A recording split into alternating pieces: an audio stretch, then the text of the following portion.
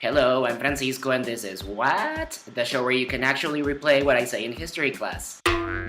Today we will learn how to interpret images. This is an extremely useful skill because a lot of the communication around us actually happens with images that give us information that's not necessarily in writing. It's also particularly important in history class because, spoiler alert, a lot of historical sources are images and their creators or participants are already dead.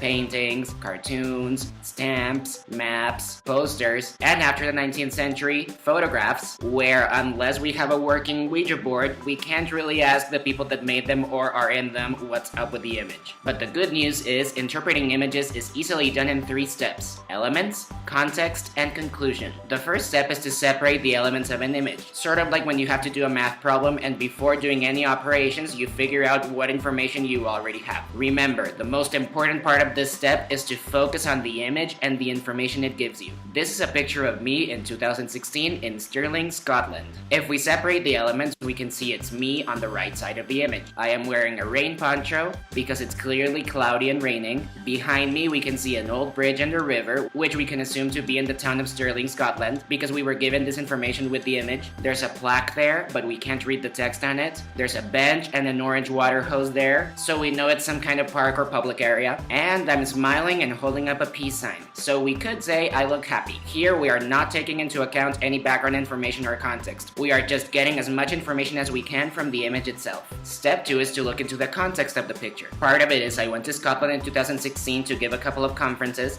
and after that I did some touristy things like going to Stirling, visiting Stirling Castle, and the Old Stirling Bridge. The Old Stirling Bridge crosses the River Forth, and it was the site of the Battle of Stirling in 1297, where the forces of William Wallace defeated the English who were trying to conquer Scotland. It's a famous battle because it temporarily stopped English advances into Scotland, although Scotland later lost the war in the Battle of Falkirk in 1298. However, the Battle of Stirling is prominently featured in the 1999 computer game Age of Empires 2: The Age of Kings, which I played obsessively from ages 10 to, right now.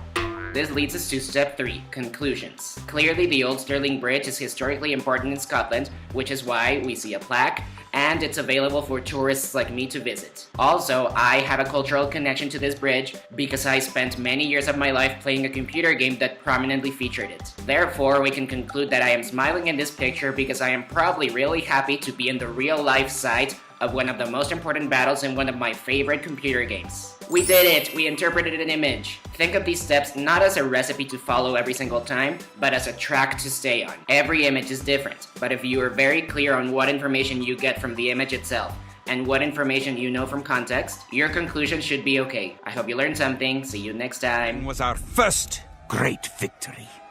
Even as we held the coastline, word came in that the Stirling Bridge had been held by a force of Scots led by the mythical knight, of whom so many have spoken.